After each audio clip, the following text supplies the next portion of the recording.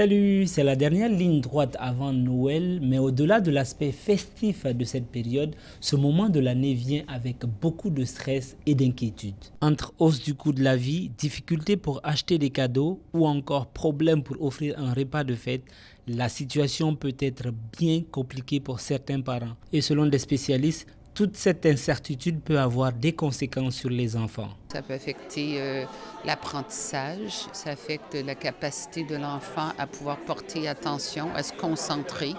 Alors, on voit beaucoup de problèmes de comportement, on voit que l'enfant ressent le stress et la honte du parent. Selon un récent sondage RBC, plus de la moitié des parents canadiens n'ont pas les moyens de payer ce qu'ils souhaitent offrir à leurs enfants.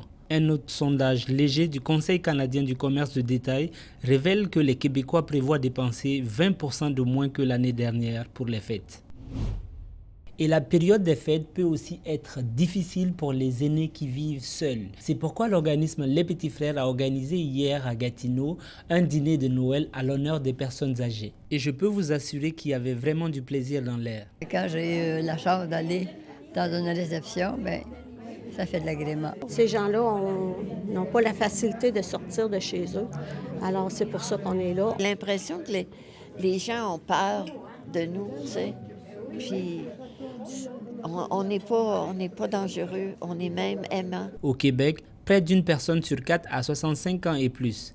Et 20% de ces aînés sont à risque de souffrir de solitude selon les petits frères. L'organisme rappelle qu'une visite ou un simple appel peut faire toute la différence. On termine ce vidéo journal avec quelques conseils pour garder votre résidence en sécurité si vous comptez toutefois vous absenter pour les fêtes. Les services de police de la région notent généralement une hausse d'introduction par effraction et de vol de colis durant cette période. Alors il est recommandé de bien verrouiller vos fenêtres, portes, garages et cabanons avant de partir. Avoir un éclairage extérieur parce que ça peut dissuader les cambrioleurs. Si vous attendez des colis, on vous conseille aussi d'opter pour l'option avec signature pour éviter qu'ils restent devant votre porte pendant quelques jours. Et si vous laissez votre véhicule dans un stationnement extérieur, on vous recommande de demander de l'aide des voisins pour le déneigement et d'installer des caméras de surveillance. Voilà ce qui met fin à ce vidéo journal. Moi je vous dis à demain.